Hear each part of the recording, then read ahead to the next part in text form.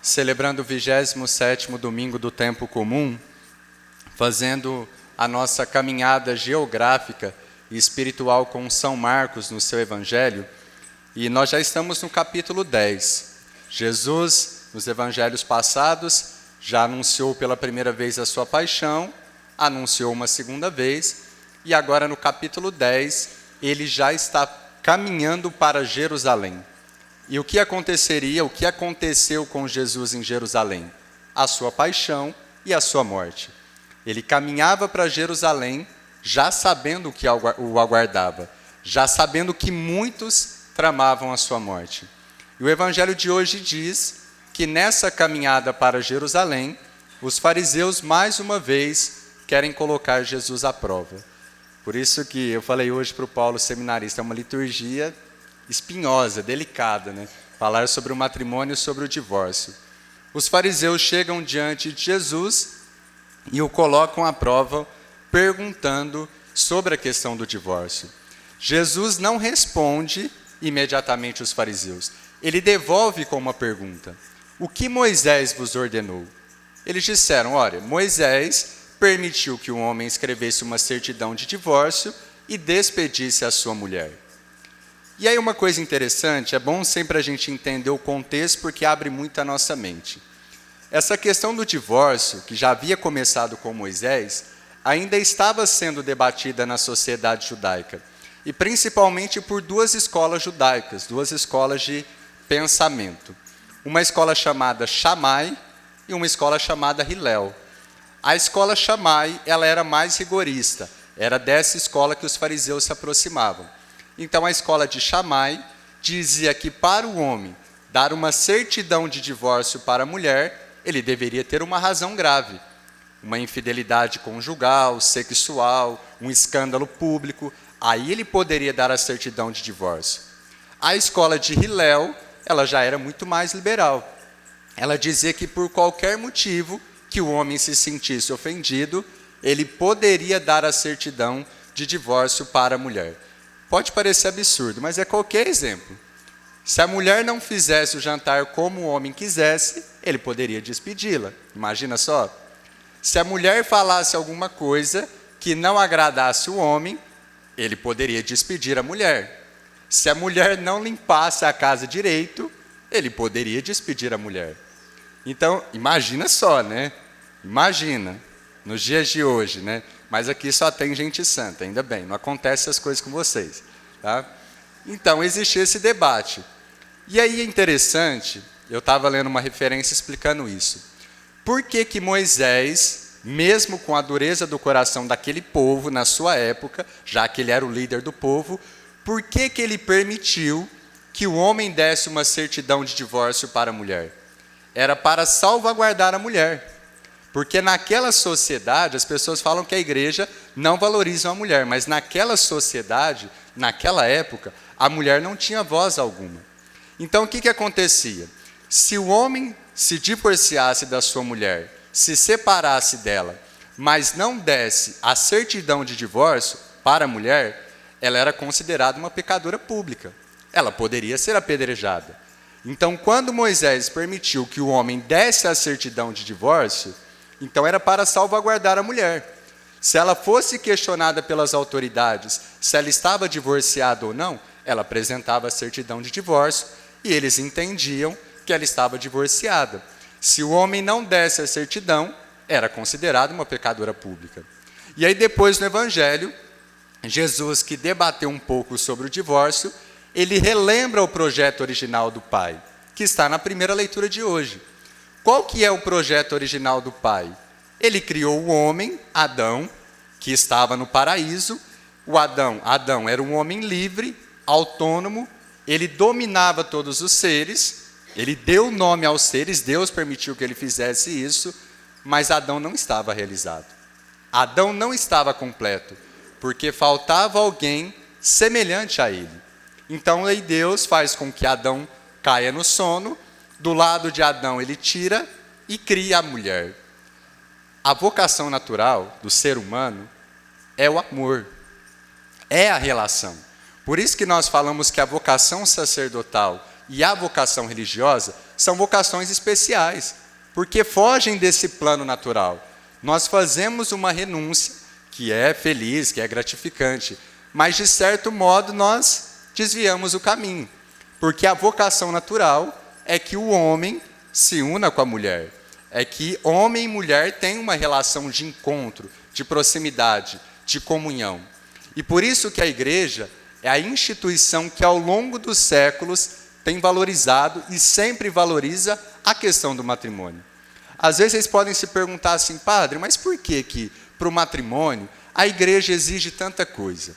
Porque se uma pessoa se divorcia e ela quer ver se ela pode ficar livre, ela tem que abrir uma nulidade matrimonial, que é um processo jurídico?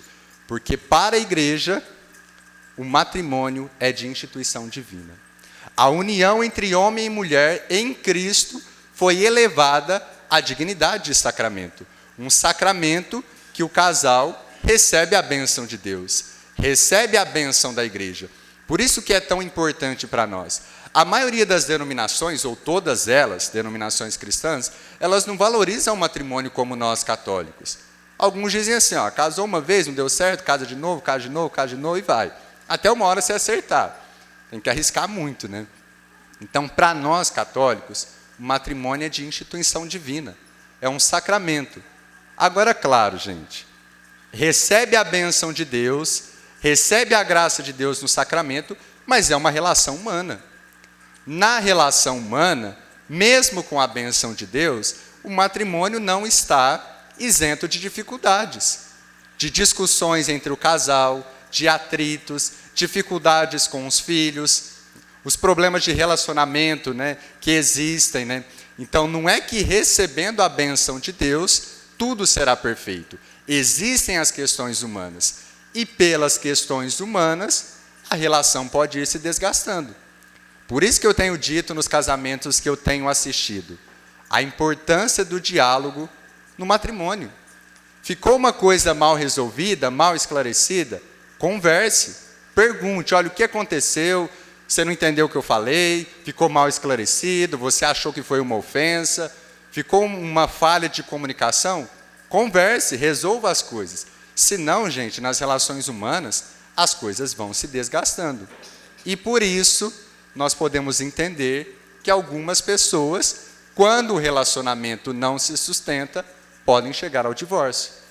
A igreja sempre vai defender que o matrimônio é um sacramento, é de instituição divina, é o projeto original do Pai para a humanidade. Mas a igreja também acolhe aqueles que, por alguma ou algumas situações, estão numa questão irregular. Aqueles que se divorciaram, que ainda não conseguiram a nulidade, ou que não procuraram, porque a nulidade matrimonial, que é um processo jurídico, ela pode mostrar que por algum motivo, ou alguns motivos, o casamento no fundo não aconteceu. É um processo que é feito no tribunal eclesiástico. Mas aqueles que são divorciados, que estão numa situação irregular, eles não estão impedidos de participar da igreja. A igreja também acolhe, com algumas limitações, a questão da comunhão, do sacramento da confissão, mas a pessoa pode participar, ela tem espaço na igreja, ela pode ter a sua relação com Deus. Não cabe a nós julgarmos as outras pessoas por essas situações. Eu, como padre nos atendimentos, eu escuto muitas coisas que me ajudam a compreender essas situações. A gente fala assim, mas o outro não soube carregar a cruz, o outro não teve firmeza, o outro não teve coragem, mas tem muitas coisas por detrás. E aí nós precisamos silenciar, acolher e tentar ajudar essas pessoas. Aqueles que estão casados, que vivem na fidelidade, a gente escuta assim, padre, meu marido é tão diferente de mim, mas por Deus eu fico com meu marido, eu amo meu marido. Parabéns, você aprendeu. Padre, a minha esposa, ela é muito difícil, ela é muito diferente de mim, mas por Deus, pela nossa união, pela história que nós construímos, temos algumas dificuldades, mas mantemos o matrimônio. Parabéns, você entendeu o que é o amor. O amor envolve sentimento, mas o amor não é sentimento. O sentimento passa. A gente sente uma coisa um dia, no outro dia não sente mais, em qualquer situação. O amor é algo que perdura. O amor é algo que vai sendo construído humanamente falando. Então precisamos entender essa realidade. A fidelidade do matrimônio, aquilo que a igreja defende, mas também nessas situações que podem acontecer de divórcio, também saber suspender os nossos julgamentos e acolher essas pessoas. Outro dia o padre Márcio me contou uma piada interessante, tem um fundo de verdade, sobre a questão do matrimônio, né? Ele falou assim que um rapaz encontrou uma lâmpada, tinha um gênio, e o gênio saiu e falou, olha, faz um pedido que você quiser. O rapaz pensou e falou assim, olha, os continentes são muito distantes. Você não pode fazer algumas pistas assim que liguem os continentes? Aí quando as pessoas quiserem viajar, liga ali de um ponto para outro, né? Aí o gênio falou assim, olha, eu falei que você poderia pedir qualquer coisa, mas isso é muito exigente, né? Pede alguma coisa mais acessível, né? Aí ele pensou, falou, olha, então faz o seguinte, você poderia me ajudar a entender um pouco mais a cabeça da minha mulher, né? O que ela pensa, como funciona, né? Porque a gente às vezes discute por pouca coisa. Aí o Eugênio falou, quantas pistas você queria mesmo?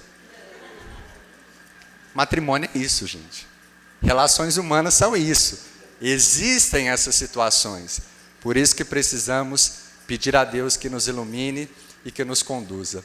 No Evangelho termina dizendo que algumas crianças se aproximavam de Jesus e os discípulos espantavam as crianças. É como se eles pensassem assim, isso aqui é discussão de gente grande, não tem criança aqui, então pode sair. Jesus ficou aborrecido e disse, não as proibais. E deixou as crianças como exemplo para nós. Por quê? Para entrar no reino dos céus, para entrar na eternidade, nós precisamos nos fazer pequenos. Precisamos nos fazer dependentes de Deus. Vamos pedir nessa liturgia, queridos irmãos e irmãs, 27º domingo do tempo comum, nesse mês missionário, que Deus nos ajude a sermos como crianças, a nos fazermos pequenos, a nos reconhecermos dependentes da sua vontade e da sua graça para entrarmos no reino dos céus.